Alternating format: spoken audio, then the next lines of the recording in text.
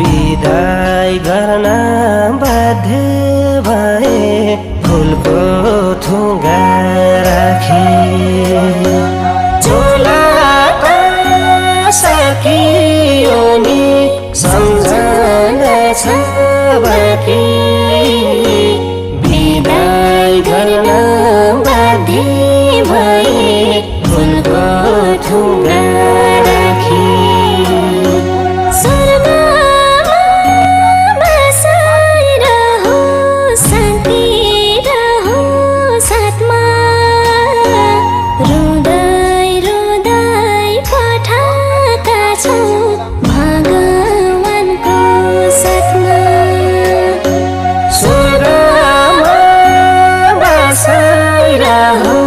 शान्ति रहोस् आत्मा रुँदै रुँदै पठाएका छौँ भगवानको साथमा रुँदै रुँदै पठाएका छौँ भगवानको साथमा हार्दिक श्रद्धाञ्जली हार्दिक श्रद्धाञ्जली हार्दिक श्रद्धाञ्जली हार्दिक श्रद्धाञ्जली अकालमै गयो ज्यान आयो रहेछ छोटो ज्यान जलेर खरानी भो बाँकी रह्यो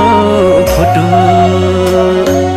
अकालमै गयो ज्यान आयो रहेछ छोटो ज्यान जलेर खरानी भो बाँकी रह्यो फोटो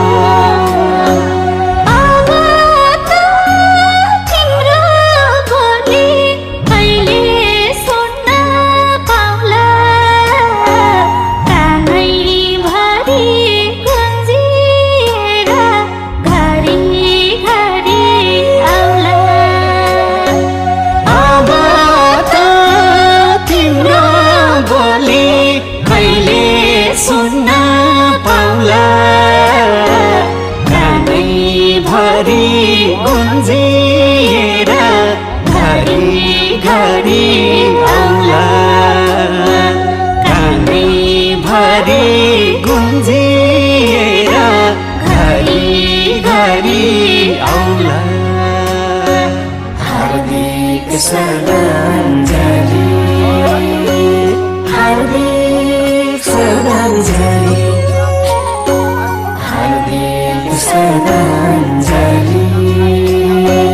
हार्दिक श्रद्धाञ्जली लोकदोहोरी गायक भीम पौडेल अब हामी बीच रहेनन्। उनले गाएका गीतहरू र उनका सम्झनाहरू अब सम्झनामै सीमित रहे।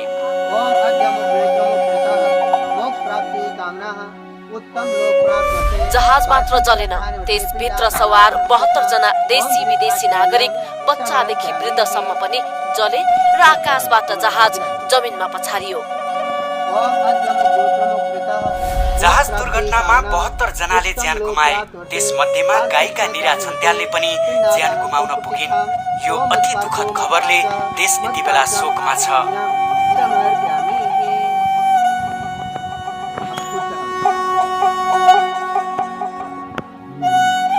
नेपालको इतिहासको सबैभन्दा दुःखद र दर्दनाक हत्याकाण्ड भएको दिन नारायण हिटी दरबारभित्रै राजा वीरेन्द्र, रानी ऐश्वर्या, युवराज दिपेन्द्र, अधिराज कुमार निराजन र अधिराज कुमारी श्रुति सहित राज परिवारका दासढुङ्गामै अस्ताए जननेता मदन भण्डारी। अब हार्दिक श्रद्धाञ्जली दिनुबाहेक विकल्प नै के रह्यो र?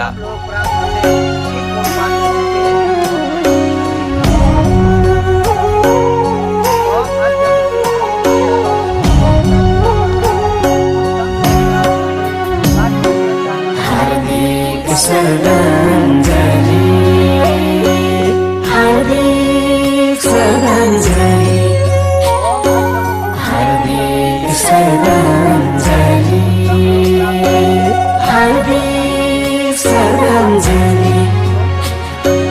मर्ने त मरिहाल्यो, बाँच्नेलाई मो चिन्ता, गाउँ सहरै रुवा हुने कालो रहेछ दिन त।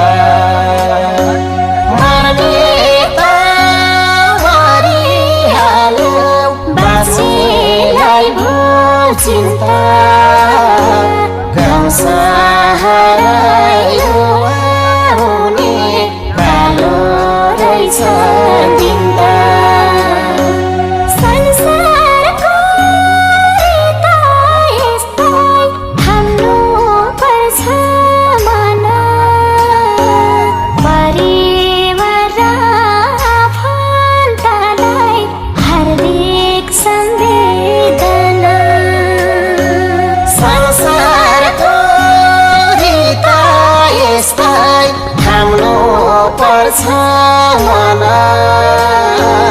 परिवार र आफन्तलाई हार्दिक सम्वेदना, परिवार र आफन्तलाई हार्दिक सम्वेदना, हार्दिक श्रद्धाञ्जली, हार्दिक श्रद्धाञ्जली, हार्दिक श्रद्धाञ्जली, हार्दिक श्रद्धाञ्जली, हार्दिक श्रद्धाञ्जली, हार्दिक श्रद्धाञ्जली, हार्दिक श्रद्धाञ्जली, हार्दिक श्रद्धाञ्जली, हार्दिक श्रद्धाञ्जली,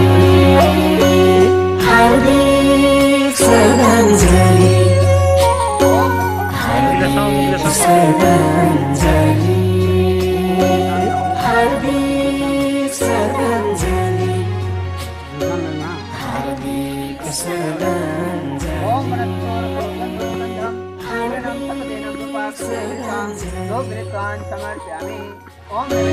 अकालमै गयो ज्यान, आयो रहेछ छोटो, ज्यान जलेर खरानी भो बाँकी रह्यो फोटो।